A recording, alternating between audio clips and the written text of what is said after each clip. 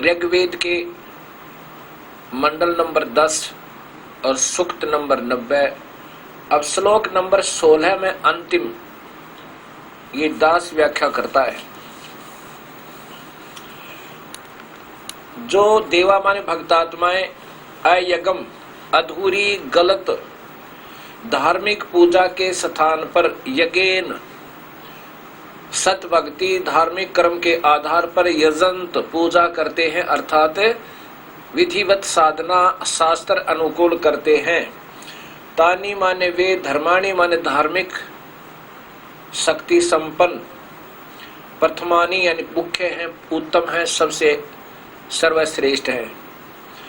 ते है वे ही वास्तव में महिमान महान शक्ति भक्ति शक्ति युक्त होकर जो सही विधिवत साधना करते हैं, उनमें नाम की कमाई आ जाती है, वो भक्ति से युक्त हो जाते हैं। युक्त होकर साध्य वो भक्तात्मा अर्थात वो साधक नाकम माने पूर्ण सुखदायक परमेश्वर के सचंत माने भक्ति निमित्त कारण से प्राप्त होते हैं। उस पूर्ण परमात्मा सतपुरुष को उस सत भक्ति के आधार पर उसको प्राप्त होते हैं। यत्र माने जहां पर, पूर्व माने पहले की, सृष्टि माने सृष्टि है, सृष्टि के पहले वाली सृष्टि के, देवा माने भक्तात्माएं, संति माने रहती हैं। जहां पर पहले वाली भक्तात्माएं रहती हैं, जहां हम पहले रहते थे सतलोक में, और यहाँ से सत भक्ति करके कबीर परमात्मा के आधार पर भक्ति करके जो वहां पहुंच जाते हैं, वो कहाँ पहुंच जाते हैं? जहां पर वो पहले की भक्तात्मा रहती हैं, जो पहले की देव शक्तियां का अर्थ है वो तो परमात्मा के तुल्य है। हम ही अपने कर्मों के आधार पर यहाँ पर बिगड़ गए। कबीर साहब कहते हैं, चोर चुराई तो बड़ी वो गड्ढे पानी माँ, वो गड्ढे वो ऊपर आवे, ऐसे सच्चाई छानी न, ऐसे सच्चाई छुपती नहीं। अब कबीर साहब की वाणी अब आपके सत्य स्वीकार होगी कि कबीर परमेश्वर ने सत्य कहा है जो कहा है। कबीर साहब की वाणी में सृष्टि रचना, धर्मदास ये जग बोराना, कोई न जाने पद निर्वाणा, यही कारण मैं कथा पसारा, जग से कहिए एक राम नियारा। यही ज्ञान जग जीव सुनावो, सब जीवों का भरम नसावो। अब मैं तुमसे कहूँ चिताई, त्रिदेवन की उत्पत्ति भाई। कबीर साहब अपनी प्रिय आत्मा धर्मदास जी से कहते हैं कि धर्मदास, अब मैं तुझे जो मार्ग बताऊंगा इसको कोई नहीं जानता, इसको कोई नहीं जानता। मैं जो आपको सत्य मार्ग बताने जा रहा हूं, इसलिए मैंने ये तुम्हें कथा बताई, सृष्टि रचना सुनाई। क्या कहा? यही कारण मैं कथा पसारा, जग से कहिए एक राम नियारा। इसलिए मैंने ये सृष्टि रचना आपको बताई है कि वो परमात्मा इन सबसे भिन्न है। अब इन तीनों देवता ब्रह्मा विष्णु महेश का जन्म बताता हूं, इनकी उत्पत्ति कैसे हुई। अब मैं तुमसे कहूँ चिताई, त्रिदेवन की उत्पत्ति भाई, कुछ संक्षेप कहूँ गहुराई, सब संशय तुमरे मिट जाई। अब इन तीनों देवता ब्रह्मा विष्णु महेश की उत्पत्ति आपको बताता हूं, और जिससे आपके सब संशय निवारण हो जाएंगे।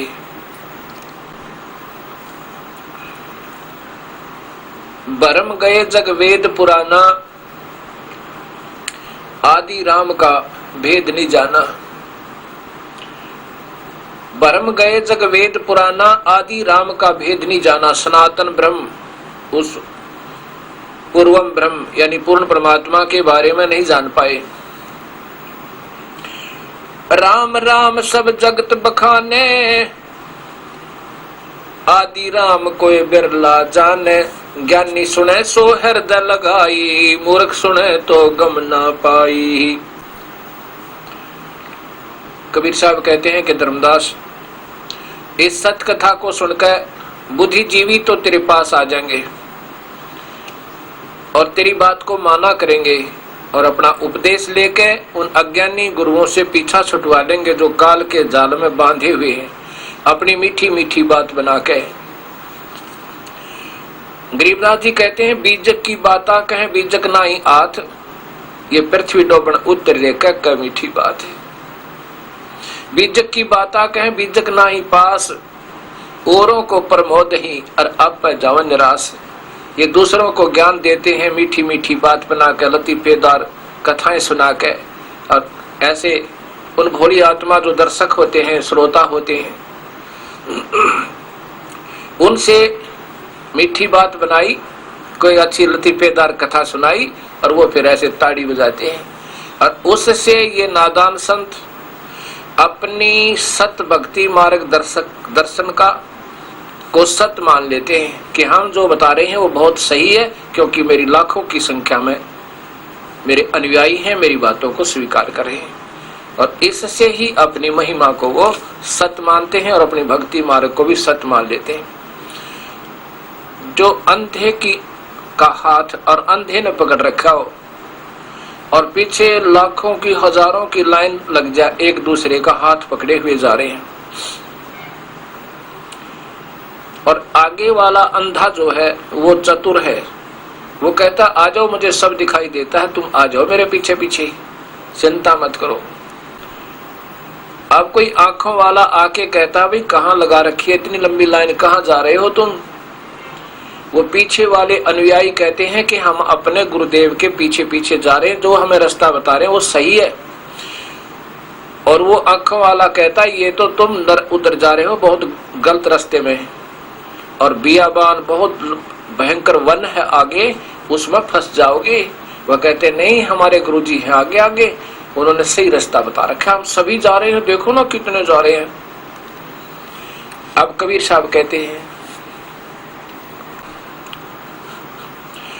जग सारा रोगिया रे, जिन सतगुरु वेद न जाण्या, जग सारा रोगिया रे, जग सारा रोगिया रे, जिन सतगुरु वेद न जाण्या, जग सारा रोगिया रे। जन्म मरण का रोग लगा है या तृष्णा बढ़ रही खासी, जन्म मरण का रोग लगा है तृष्णा बढ़ रही खासी, आवागमन की डोर गले में पड़ी काल की फांसी, जग सारा रोगिया रे, जिन सतगुरु वेद न जाण्या, जग सारा रोगिया रे। साचा सतगुरु कोई न पूज, झूठे जगपतियासी, साचा सतगुरु कोई न पूज, झूठे जगपतियासी। अंधे की बागई अंधे न ये मार्ग कौन बतासी, जग सारा रोगिया रे, जिन सतगुरु वेद न जाण्या, जग सारा रोगिया रे। देखा देखी गुरु शिष बन गए, किया न तत्व विचारा, देखा देखी गुरु शिष बन गए, किया न तत्व विचारा। गुरु शिष दोनों के सिर पे काल ठोके पंजारा, जग सारा रोगिया रे, जिन सतगुरु वेद न जाण्या, जग सारा रोगिया रे, जग सारा रोगिया रे, जिन सतगुरु वेद न जाण्या, जग सारा रोगिया रे। सार शब्द सर जीवन बूटी गस गस अंग लगावे। सार शब्द सर जीवन बूटी गस गस अंग लगावे।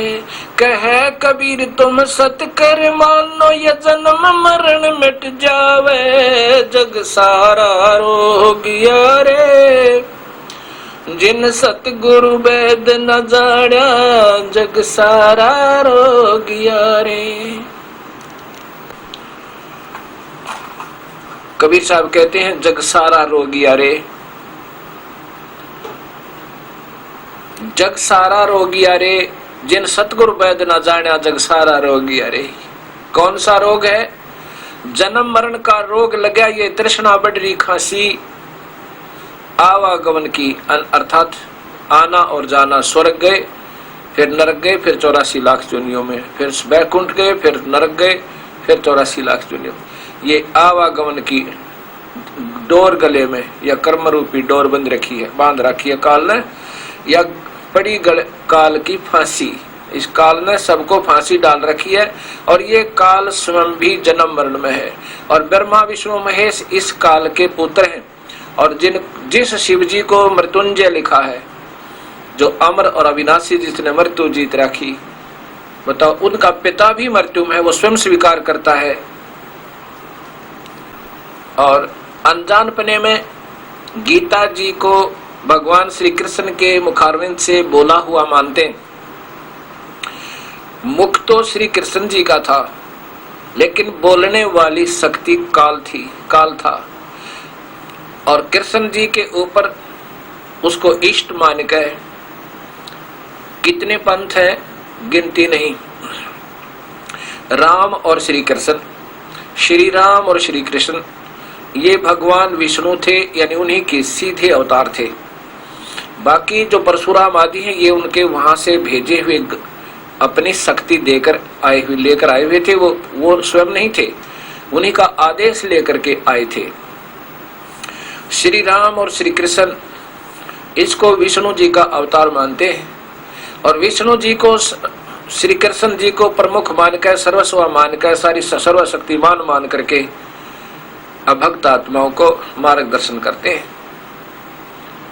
जिसमें कौन कौन से पंथ हैं? श्री ये हंसादेश वाले बालेश्वर जी, सतपाल जी और सुधांशु जी, शिव जी को मृत्युंजय मान के इस 3 लोक के नासवान भगवान को, जो स्वयं देवी भागवत महापुराण में स्वयं स्वीकार करते हैं कि हम तो नासवान हैं और जन्म और मरण के अंदर हैं, हम नित्य नहीं, अविनाशी नहीं है।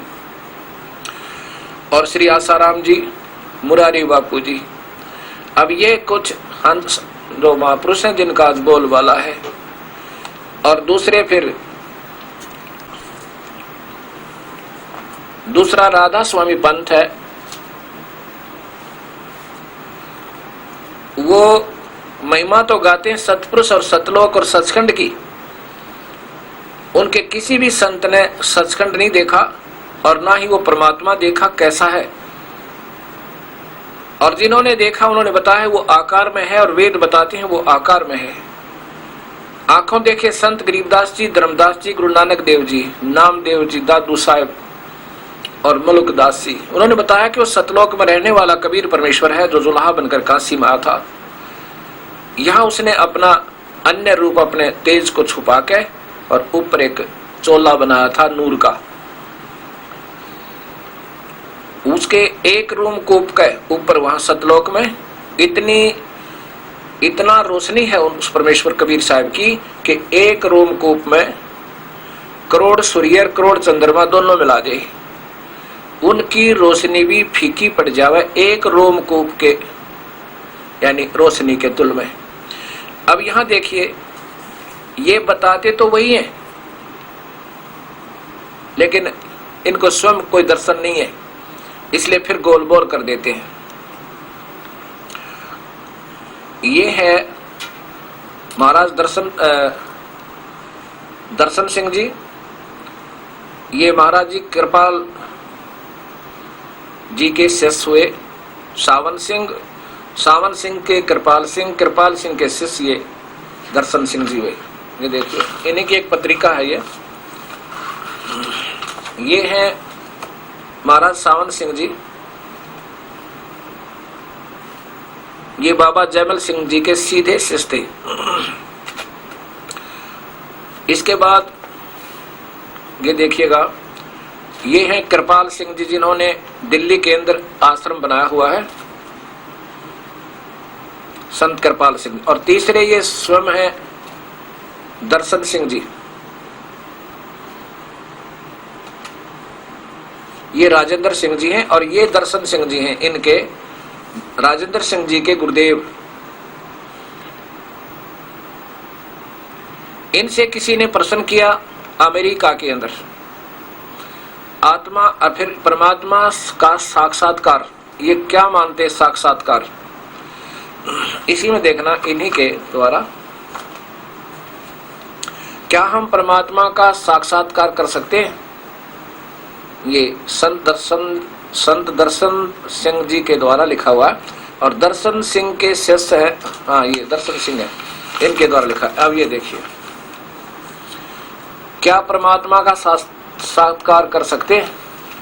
Can we see the god का हिंदी रूपांतर, संत दर्शन जी महाराज से भेंट वार्ता। ये अमेरिका गए थे जब इनसे बात हुई थी। सन 1978 की प्रथम अमेरिका यात्रा के दौरान शिकागो रेडियो से प्रसारित भेंट वार्ता के आधार पर प्रश्न, क्या हम परमात्मा का साक्षात्कार कर सकते हैं? हाँ, हम इसी जीवन प्रभु का साक्षात्कार कर सकते हैं। क्या कहते हैं? आप जो बात कह रहे हैं उसका क्या प्रमाण है? जिस प्रकार हलवे का प्रमाण उसे खाने में निहित है, हलवा देख नहीं सकते, खा सकते हैं, इनका भाव ये है। अब देखिए आगे, निहित है, इसी प्रकार आत्मिक उपलब्धि का प्रमाण उसके अनुभव में है। हम ज्ञान और प्रभु का अनुभव प्राविता के माध्यम से प्राप्त करते हैं, जो संत मत का मार्ग है। स्वामी विवेकानंद, जिनका पूर्ण नाम नरेंद्र था, ने रामकृष्ण परमहंस से एक बार पूछा, प्रभु क्या आपने परमात्मा को देखा है? उन्होंने जवाब दिया, हाँ बेटा, परमात्मा को देखा है, उतनी ही स्पष्टता से के साथ जितनी स्पष्टता से मैं तुम्हें देख रहा हूं। आगे फिर बताते हैं, ये दर्शन सिंह जी के एक उदाहरण दे रहे हैं कि उन्होंने रामकृष्ण परमहंस ने विवेकानंद से बता दिया कि ऐसे ही देख सकते हैं भगवान को जैसे मैं तुझे देख रहा हूं, अर्थात आकार रूप में देख सकते हैं। फिर स्वयं की टिप्पणी दर्शन सिंह जी क्या कहते हैं? परमात्मा जब व्यक्त हुआ, व्यक्त माने आकार में आया, व्यक्ति रूप में। स्वयं मानते हैं, व्यक्त अपने हाथ से लिखते हैं। व्यक्त का अर्थ होता आकार में आना और व्यक्ति रूप में, व्यक्ति रूप में। परमात्मा जब व्यक्त हुआ, इजहार में आया, उसने दो रूप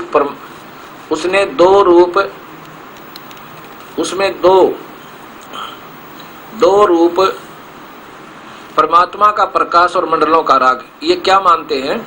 धारण किए। परमात्मा का यही रूप मानते हैं कि वो प्रकाश और बस कुछ उसमें सुनाई देव नाद, आकार नहीं मानते, कोई रूप है उसका। सिद्धांतों के संपर्क, क्या इन दो सिद्धांतों के से संपर्क स्थापित कर केवल हम परमात्मा को देख ही सकते हैं, वरना हम उसके रूबरू बातचीत भी कर सकते हैं। अब फिर देखिएगा, मतलब पीछे करो, देखिएगा, अब अच्छी तरह पढ़ो। परमात्मा जब व्यक्त हुआ, उसने दो रूप, परमात्मा का प्रकाश और मंडलों का नाद, यानी उसका अब मनुष्य रूप नहीं बता रहे, केवल प्रकाश और आवाज, नाद, शब्द, इन दो सिद्धांतों के संपर्क स्थापित करके न केवल हम परमात्मा को देख ही सकते हैं, वरना हम उनसे रूबरू बातचीत भी कर सकते हैं। अर्थात आकार नहीं है, प्रकाश देख सकते हैं, उसकी आवाज जो आती है थोड़ी थोड़ी ध्वनात्मक, वो सुन सकते हैं, उसका दर्शन, मार्गदर्शन भी पा सकते हैं, और अंत में उसमें अभेद भी हो सकते हैं। प्रश्न, परमात्मा किस देखने में कैसा है? क्या बताते हैं? परमात्मा आकार रहित है। ये उत्तर है दर्शन सिंह जी का, जो राधा स्वामी कृपाल जी वाली परंपरा से है। उत्तर है निराकार, आकार रहित है अर्थात निराकार है। परमात्मा पूर्ण ज्योत, पूर्ण प्रकाश, मूलभूत प्रभा, तेज है। बस परमात्मा का ज्योति पुंज अवर्णनीय है। और आगे देखना, स्वयं कहते हैं एक रूम अवर्णनीय है। फिर भी शास्त्रों में बताया कि करोड़ों सूर्य चंद्र का एकीकृत प्रकाश उसके एक रोम के प्रकाश के तुलना नहीं कर सकता। परमात्मा को उसके मूलभूत ज्योत स्वरूप में देखना भी संभव है। जब हम रूहानियत की सबसे ऊंची अवस्था में पहुंच जाएं, ये अंतिम स्थिति है कि प्रकाश देख लिया, ज्योत स्वरूप देख लिया। ये काल है ज्योत स्वरूप, ज्योत स्वरूप निरंजन ये काल है। इन्होंने अभी तक एक काल ही के दर्शन किए हैं और कुछ नहीं। एक तरफ तो कहते हैं उनकी एक रोम के समान प्रकाश की तुलना करना नहीं कर सकता। रोम है तो आदमी है, आकार है, रोमकूप है। तो ये देखना भक्तात्मा, आपके सामने सारी सच्चाई आएगी और ये भगत समाज फिर सोचने पर विवश होगा। हमने अंधे होकर किसी की उंगली नहीं पकड़े रहना चाहिए, अपने आप को फिर दोबारा सोचना होगा। और यही व्याख्या अब वर्तमान गद्दी नसीन अर्थात दर्शन सिंह जी महाराज, जो इसी परंपरा के मुखिया हैं, इनकी एक किताब है आधुनिक युग में आध्यात्म, राजेंद्र सिंह जी, सावन कृपाल पब्लिकेशंस, स्पिरिचुअल सोसाइटी। अब इनका देखिए चतुर्थ संस्करण 1996, ये इनकी सावन कृपाल आश्रम, संत कृपाल सिंह मार्ग, सावन कृपाल पब्लिकेशन, स्पिरिचुअल सोसाइटी, कृपाल आश्रम, संत कृपाल सिंह मार्ग, विजयनगर, दिल्ली। इतना इनकी भी यही व्याख्या है। ध्यान अभ्यास। अब क्या बताना चाहते हैं ये कि संत हमें बताते हैं कि प्रारंभ में केवल परमात्मा था, जो महाचेतना और प्रकाश का सागर था।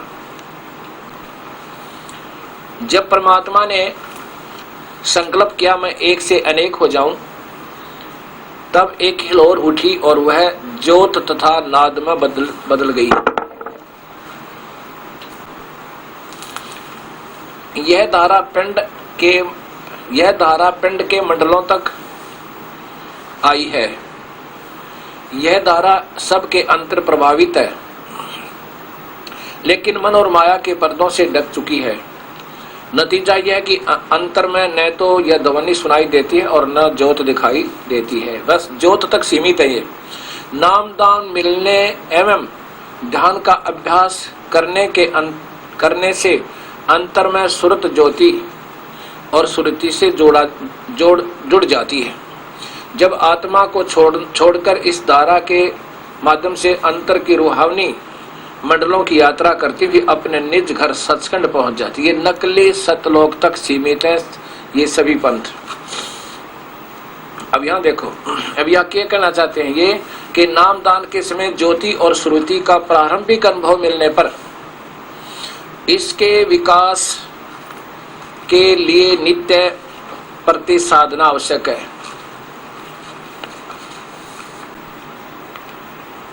अब ये सभी पंथ चाहते तो हैं कि हम सतमार्ग दर्शन करें और समझाओ भक्ति मार्ग, परंतु ये स्वयं ही अधूरे हैं बेचारे। ये क्या बताएंगे सबको। यही काल ने कहा था कि मैं 12 पंथ नकली चलाऊंगा, जिसमें कुछ तो ऐसे होंगे जो महिमा पूर्ण परमात्मा सचखंड की, सतलोक की, सतपुरुष की ही कहा करेंगे, लेकिन नाम गलत दिया करेंगे। उनको पूर्ण व्याख्या नहीं होगी और लाखों की संख्या में उन भक्त आत्माओं को अपने पीछे लगा लेंगे। 12 पंथ नाम जो ले सो हमरे मुख आन समोही, काल कहता है। 12 पंथ करूं मैं साजा, नाम तुम्हारा ले करूं आवाजा।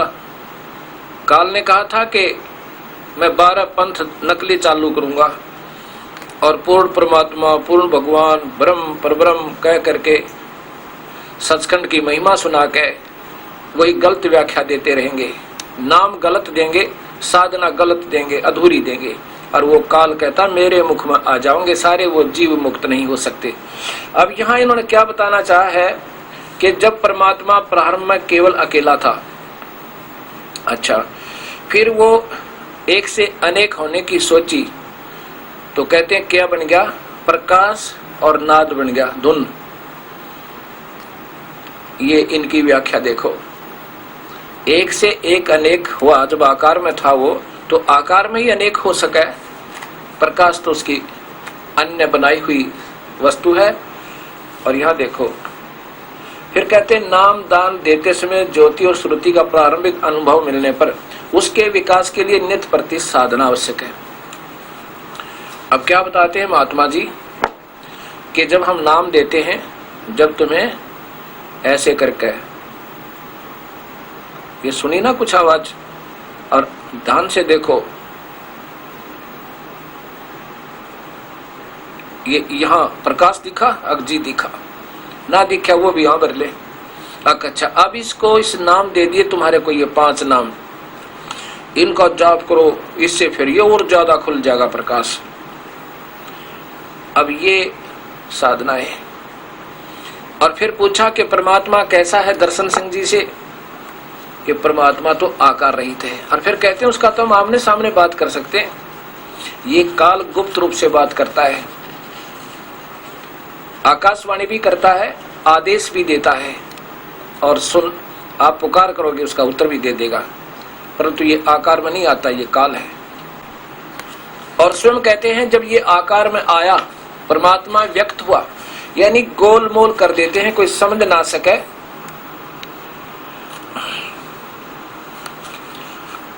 स्वयं कहते हैं महात्मा जी कि जब परमात्मा व्यक्त हुआ, व्यक्त माने आकार में आना, अव्यक्त माने निराकार,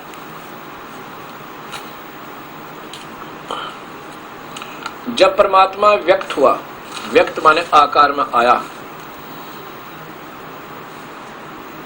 और फिर स्वयं कहते हैं परमात्मा आकार रहित है, निराकार है।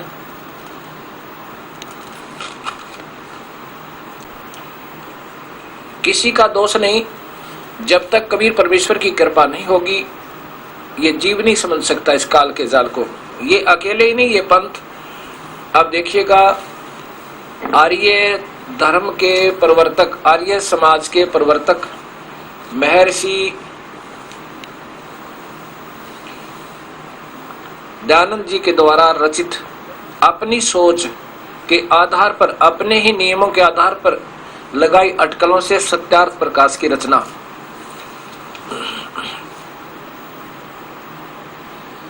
ये वेदों को, चारों वेदों के बिल्कुल मर्मज्ञ ज्ञाता माने जाते हैं।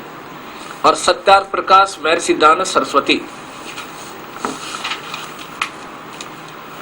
अथ सत्यार्थ प्रकाश है, वेद विधि विदगच्छात शास्त्र प्रमाण है, यानी वेदों के आधार पर प्रमाण देते हैं।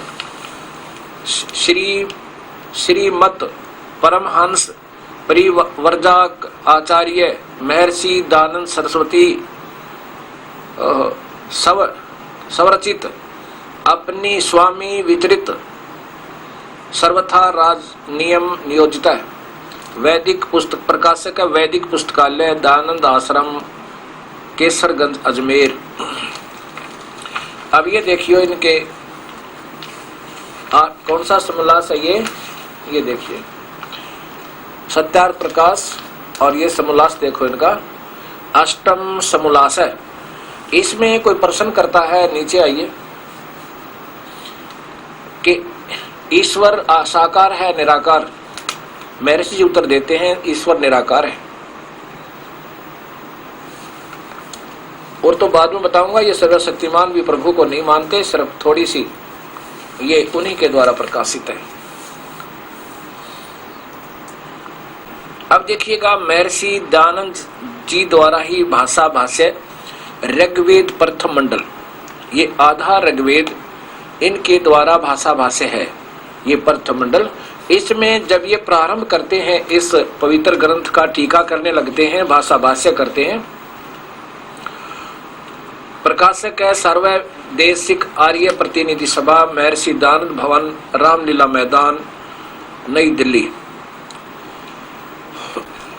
ये देखिए ओम अथ ऋग्वेद भाषा भाष्य, प्रथम मंडल, प्रथम सूक्त। अग्नि शब्द से प्रारंभ होता है, अग्नि। और ये देखियो नीचे विशेष व्याख्या देते हैं महात्मा जी। ये तो दो, इन्होंने इस एक श्लोक की दो प्रकार व्याख्या की है कि ऐसा भी हो सकता है या ऐसा भी हो सकता है। तो विद्वान की विद्वता आप समझ लेना जब स्वयं निर्णायक टीका नहीं कर पा रहे। आगे देखो ये क्या कहना चाहते हैं। यहाँ अग्नि शब्द के दो अर्थ करने प्रमाण हैं कि इंद्रम मित्रम। इस ऋग्वेद के मंत्र से यह जाना जाता है कि एक सद्ब्रह्म, इंद्र आदि अनेक नाम है, के इंद्र आदि अनेक नाम, तथा त्वम देवाग्नि। इस यजुर्वेद के मंत्र से भी अग्नि आदि नामों करके सच्चिदानंद आदि लक्षण वाले ब्रह्म को जानना चाहिए। अर्थात जहां अग्नि शब्द लिखा हो वहां प्रभु ही मानना चाहिए।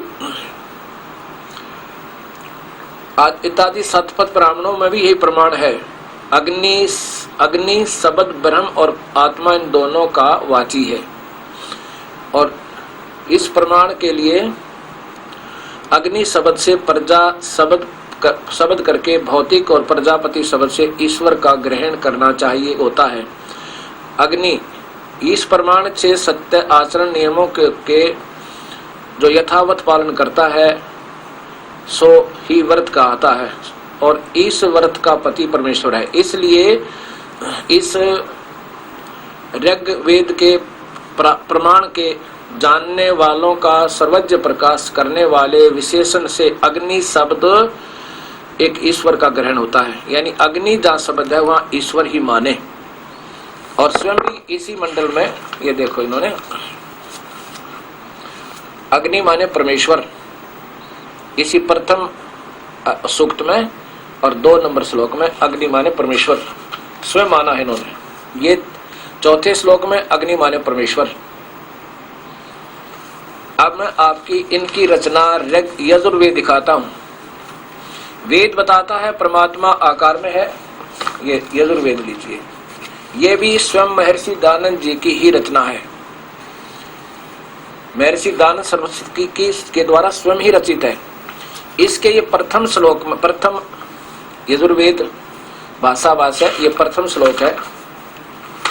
और इसके 15वें श्लोक में शब्द आता है अग्नेः तनुरसि।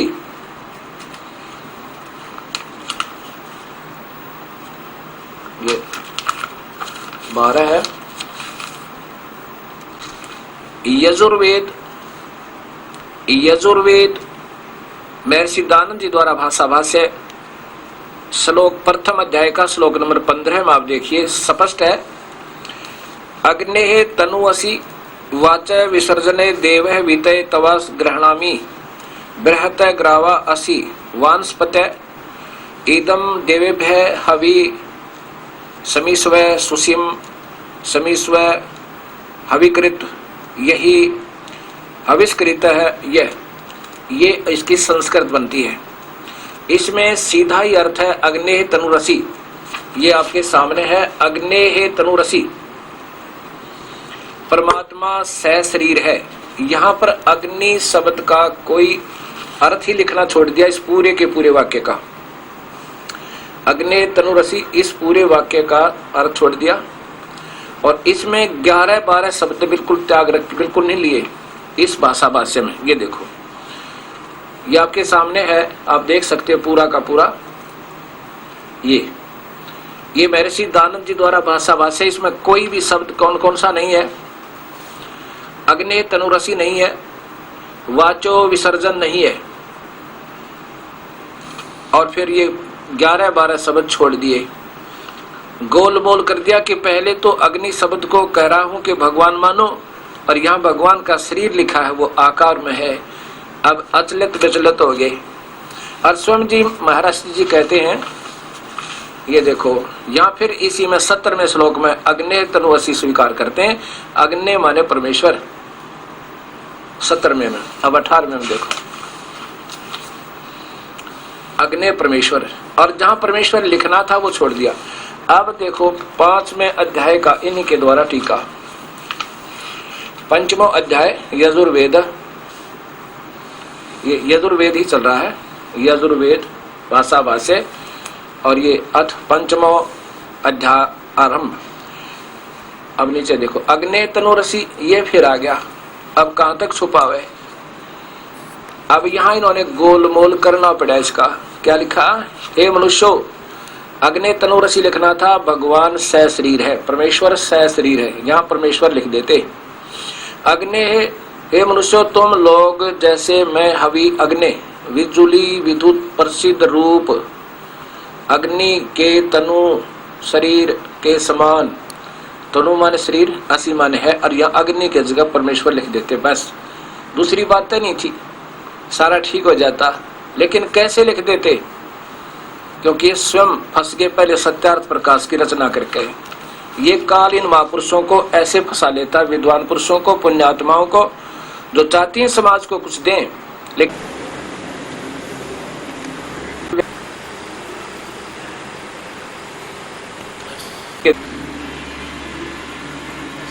सब गलतियां। महर्षि दयानंद जी ने पहले सत्यार्थ प्रकाश की रचना कर दी, उसमें लिख दिया परमात्मा निराकार। उस समय इस महापुरुष के सामने या सबकी बुद्धि अपने हाथ में रखता हूं।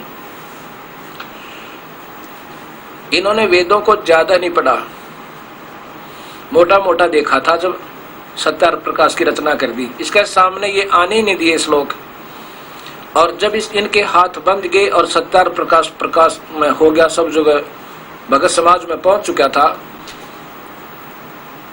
उस समय ये मजबूर हो गए। फिर इन्होंने भाषा भाष्य प्रारंभ किया।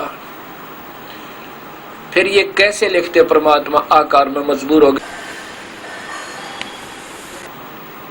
वेद बताता है वो आकार में कहीं और है। इसी यजुर्वेद के अब 40वें अध्याय में आप देखो, जैसे पहले भी मैंने दिखा था, इन्हीं के द्वारा भाषा भाष्य है कि वो परमात्मा तो गुप्त है, जो पूर्ण ब्रह्म है, और वो आकार में है। आकार में वेद बता रहे हैं, और यजुर्वेद ही बताता है वो कबीर परमेश्वर है। अब देखो इस 40वें अध्याय का वही 17वां श्लोक देखिएगा।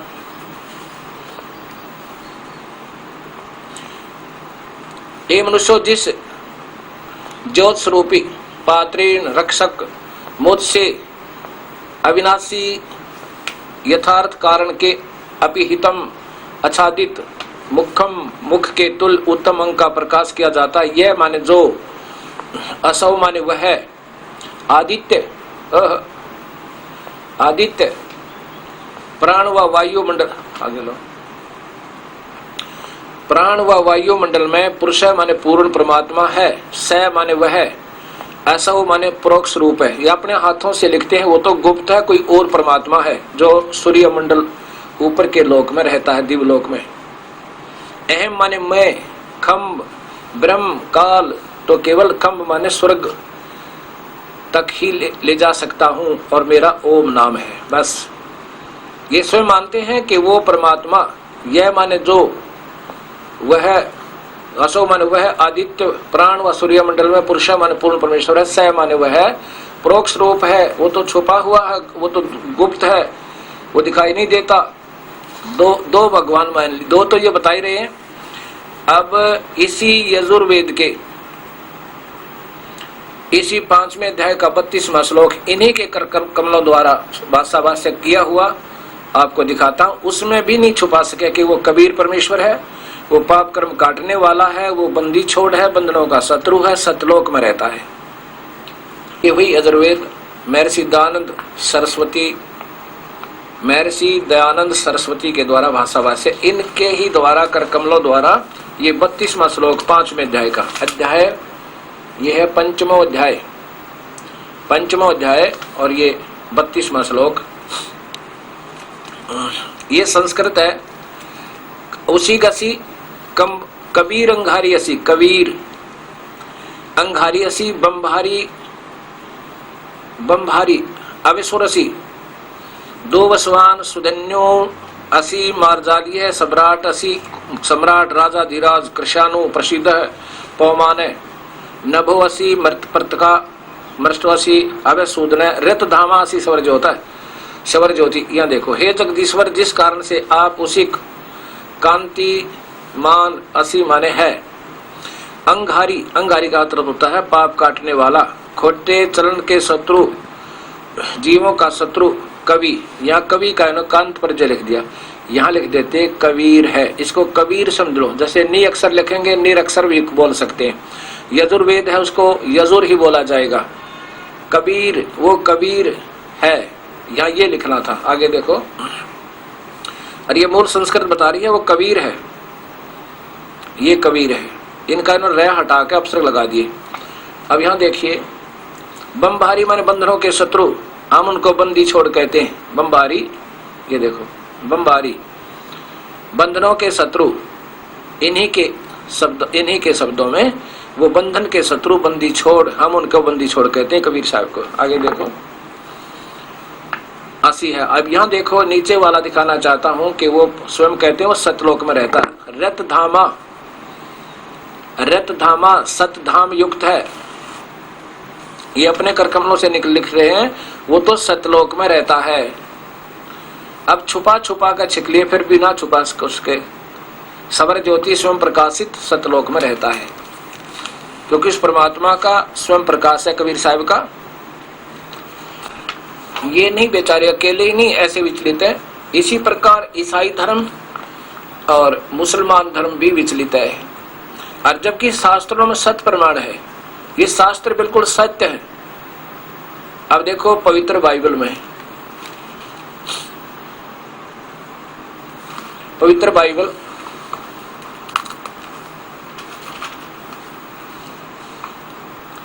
नीचे इंडिया बाइबल लिटरेचर 67 बरका रोड किलपक मद्रास दूरभाष इतना। और ये कौन प्रकाशक है, इनके ऊपर देखिएगा, the Holy Bible revised edition Hindi, पुराने नियमों की पुस्तिका सूची पत्रिका। अब इसमें क्या लिखा है कि परमात्मा ने 6 दिन में, पहले दिन में ये रचना उत्पत्ति विश्व की सृष्टि। यहाँ देखो सृष्टि का के 7 दिन, पहला दिन, पहले दिन में जो रचा, फिर नीचे देखो ये दूसरा दिन जो रचा, तीसरे दिन में जो रचा, ये ऐसा लिखा है। और ये चौथे दिन में जो रचा। अब 5वां दिन देखो, ये 5वें दिन में जो रचा। अब ये 6ठा दिन, 6ठे दिन में जो रचा। अब यहां देखिए नीचे को, फिर परमेश्वर ने कहा कि हम मनुष्य को सबको रचकर मनुष्य की रचना की। परमेश्वर ने कहा कि हम मनुष्य को अपने स्वरूप के अनुसार अपनी समानता में बनाएं, और वे समुद्र की मछलियों और आकाश के पक्षियों और घरेलू पशुओं और सारी पृथ्वी पर और सब रेंगने वाले जीवों पर जो पृथ्वी पर रेंगते हैं अधिकार रखें, यानी उनसे वो तगड़ा होवे, समझवान होवे। तब परमेश्वर ने मनुष्य को अपने स्वरूप के अनुसार उत्पन्न किया। मनुष्य, इसलिए परमात्मा मनुष्य जैसा है। अपने ही स्वरूप के अनुसार परमेश्वर ने उसको उत्पन्न किया, और वह नर और नारी करके उसने मनुष्यों की सृष्टि की। बताए के कमी छोड़ दी शास्त्रों ने, शास्त्र बिल्कुल स्पष्ट है। फिर परमेश्वर ने उनसे कहा, सुनो, किनको? मनुष्य से, जितने बीज वाले छोटे छोटे पेड़ सारी पृथ्वी के ऊपर हैं और जितने वृक्षों में बीज वाले फल होते हैं, वे सब मैंने तुमको दिए हैं, वे तुम्हारे भोजन के लिए हैं। और जितने पृथ्वी के पशु और आकाश के पक्षी और पृथ्वी पर रेंगने वाले जंतु हैं, उनमें जिनमें जीवन के प्राण हैं, उन सब के लिए खाने के लिए मैंने सब हरे हरे छोटे पेड़ दिए हैं, और वैसा ही होगा। इसमें परमात्मा ने फिर देखो कहीं नहीं लिख रहा क्या मनुष्यों को मांस खाओ, बकरे काटो, गऊ खाओ, गधे खाओ, कहीं लिखा है मालिक ने?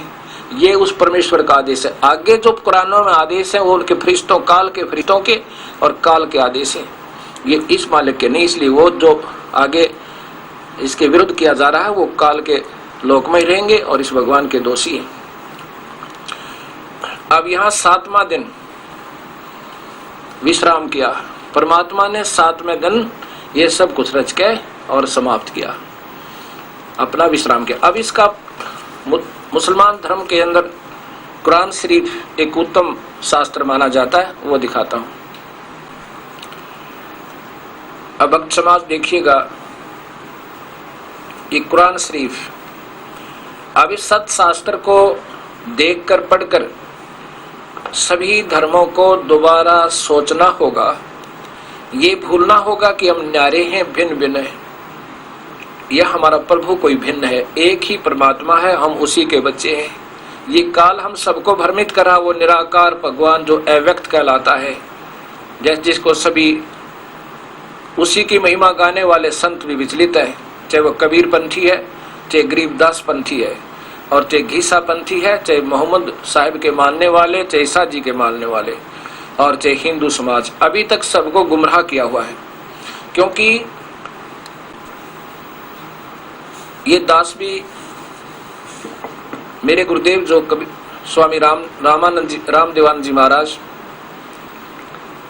कबीर साहिब के अनुयायी होते हुए गरीबदास जी, क्योंकि गरीबदास जी भी हमारे एक अनमोल रतन हैं, क्योंकि उनको कबीर परमात्मा ने सीधा धर्मदास की तरह आकर दर्शन दिए थे, और उन्होंने जो एक सत शास्त्र की ग्रंथ साहिब की रचना की, वो उनके अनुसार साधना करते और कराते थे, लेकिन उनकी सही नहीं सुना किसी ने। वो कहते थे लेकिन कोई मानता नहीं था। इस दास के ऊपर ऐसा असर किया उन्होंने, ऐसी रजा बख्शी कि जो उन्होंने कहा वो सत्य मानकर फिर इनको देखा सभी शास्त्रों को, फिर ये अनमोल रतन मुझे दे गए।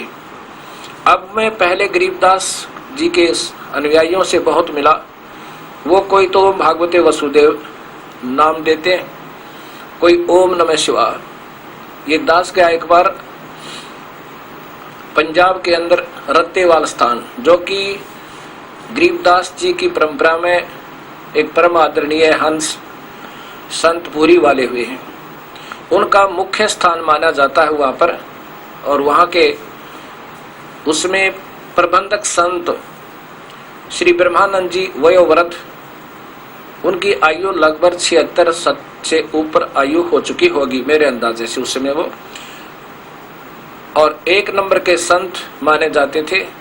वो केवल जो उनके अनुयायी जो संत बन गए उनको तो सोहम नाम देते थे, अन्य गृहस्थियों को ओम नमः शिवाय, ओम नमः शिवाय या भागवते वासुदेवाय नमः, ओम नमः भागवते वासुदेव भगवते वासुदेव, ऐसा क्यों देते थे? कहते गृहस्थियों को तो ये ओम नमः शिवाय या ओम भागवते वासुदेवाय नमः, और संतों को केवल सोहम।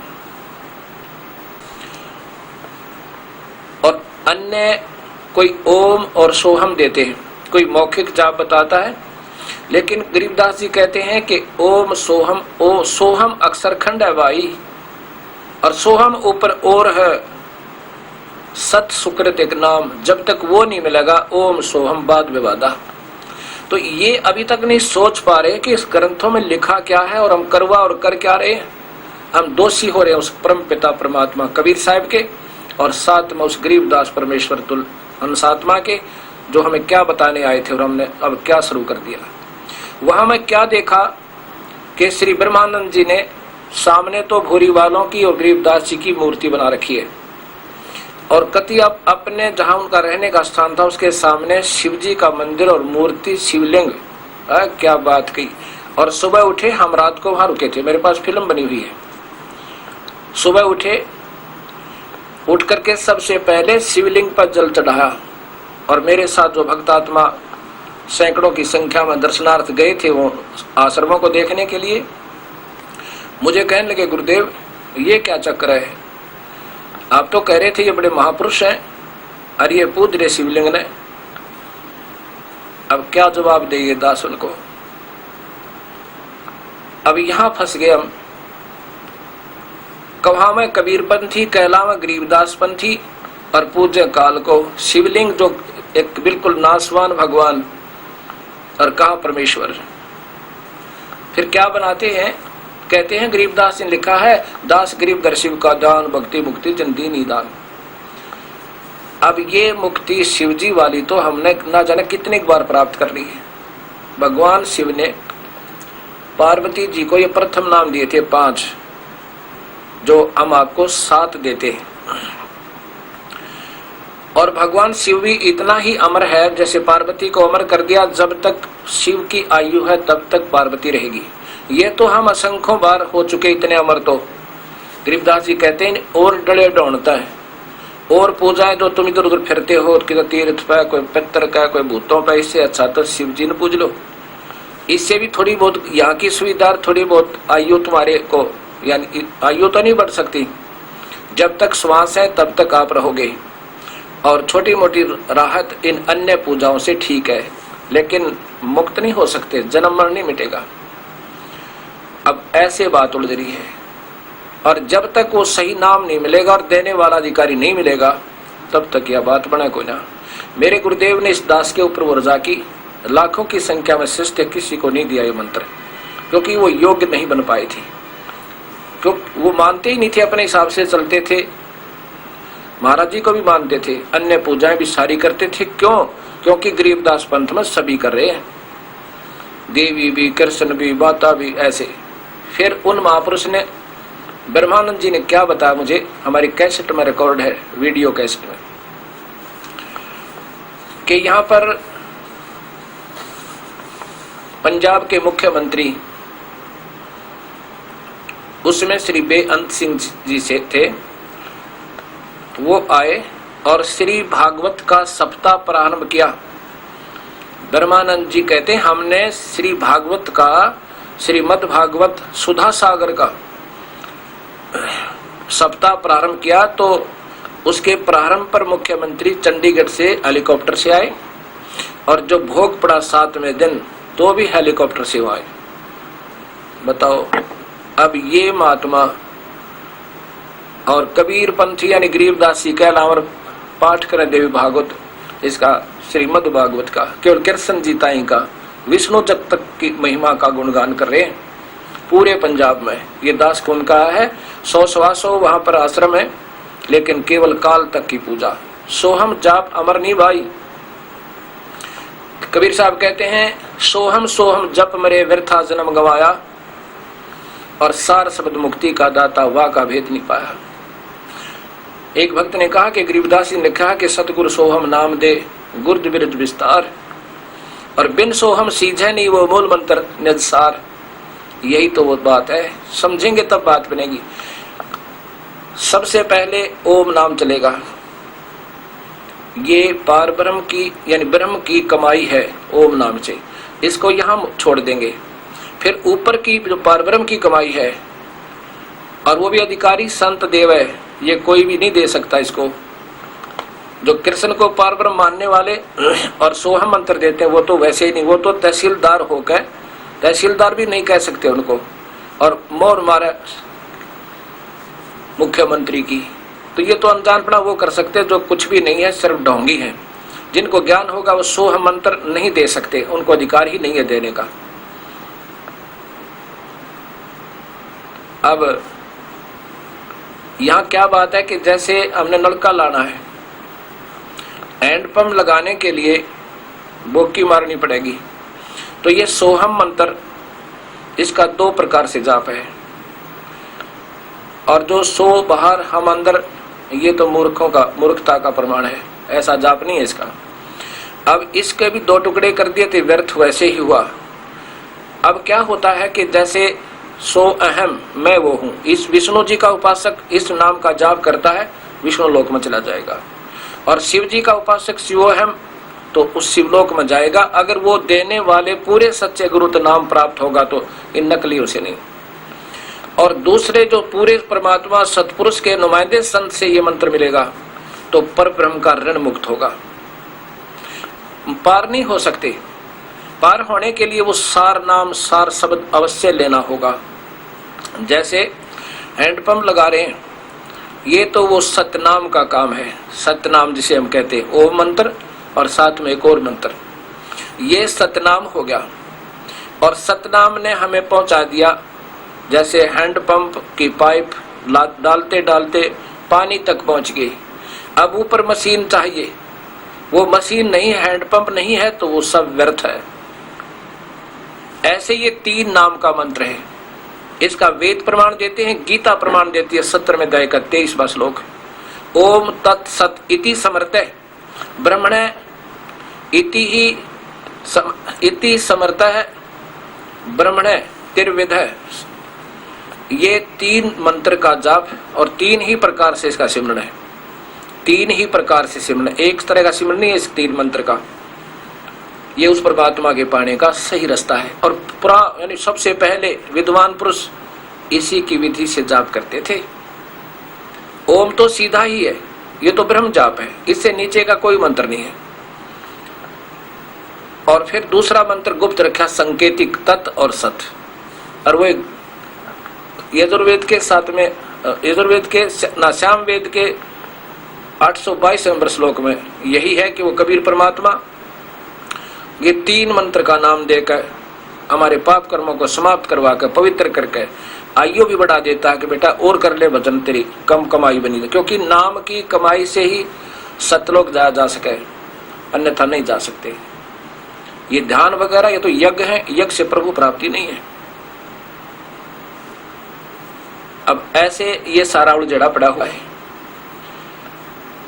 अब कहां तक वर्णे, अब सच्चाई बताऊं तो मैं महसूस हो रहा होगा कि निंदक है और सबको ही कमजोर बता रहा नहीं। हम तो उन शास्त्रों के आधार पर बता रहे हैं जिनका अभी तक हमें खोलकर भी नहीं देखा। एक भक्त का पत्र है मेरे पास कि हम भी छुड़ाने जाते हैं जहाँ गरीबदास जी का आविर्भाव हुआ था। और हमारे पास एक पत्रिका आई है वहां के प्रबंधकों की।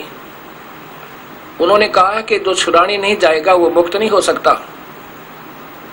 भले आदमियों, यह तो बीमारी काटी थी परमात्मा स्वरूप संत गरीबदास जी ने।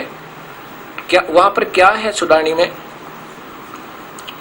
जहां पर ये परमहंस परमात्मा तुल्य उस कबीर साहिब की पुण्य आत्मा गरीबदास जी का आविर्भाव हुआ, जन्म हुआ।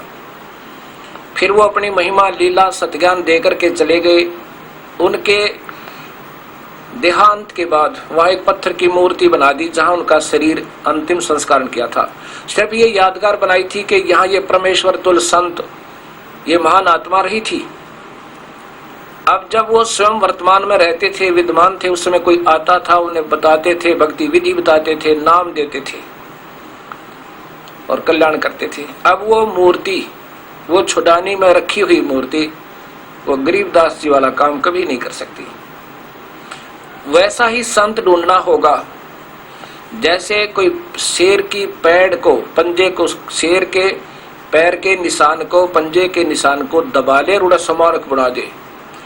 और कोई पूछे यहाँ क्या बना रखा, कि यहाँ शेर था, ये शेर का चिन्ह है। फिर अब शेर तो नहीं है वहां पे, शेर के चिन्ह और शेर जैसा काम नहीं कर सकता। ऐसे ही कोई वैद्य की मूर्ति बना ले जो बहुत अच्छा वैद्य था और खूब वहां पर सबके नब्ज देख के और दवाई देता था, बताता था बेटा ऐसे रहनी करना, ऐसे परहेज रखना, सुबह ये पुड़िया खाना, शाम को ये खाना, फिर आना और फिर दिखाना। अब वो वैद्य की मूर्ति उस वैद्य वाला काम नहीं कर सकती। वो लालची लोग अपनी रोजी रोटी के लिए रख सकते हैं कि ये वही वैद्य है, वही काम करेगा, यहाँ आएगा तो उसके सारे रोग कटेंगे, नहीं तो नहीं कटेंगे। नहीं, वैसा ही वैद्य ढूंढना होगा चाहे कहीं मिले। इसी प्रकार वो संत ढूंढना होगा जो उसी के पद चिन्हों पर चल रहा है, जिसके जो उन्हीं का कृपा पात्र है, उसी परमेश्वर की रजा जिस हंस पर है और उसके पास पूर्ण शक्ति, वो पूर्ण मंत्र है और उसी की रजा से वो जीव मुक्त कर सकता है। अन्य तो ये असंख्य जन्म हो गया हमने ये नाटक करते नहीं। अब जिन संतों को पता भी लग जाएगा कि हम वास्तव में अधूरे हैं, अब उनकी प्रभुता नहीं आन दे। वे प्रभुता भी काल का प्रथम मतलब बहुत जबरदस्त जाल है, यह मान बढ़ाई नहीं छूटे। रामानंद जी 104 साल के महात्मा जिसके लाखों शिष्य थे, 1400 तो ऋषि बना रखे थे, 1484 शिष्य हो गए फिर। और वेदों के मर्मज्ञ ज्ञाता वो 5 साल के कबीर परमेश्वर के सामने जब सत्य ज्ञान का पता चला उसी दिन समर्पण कर दिया। और क्या कहा,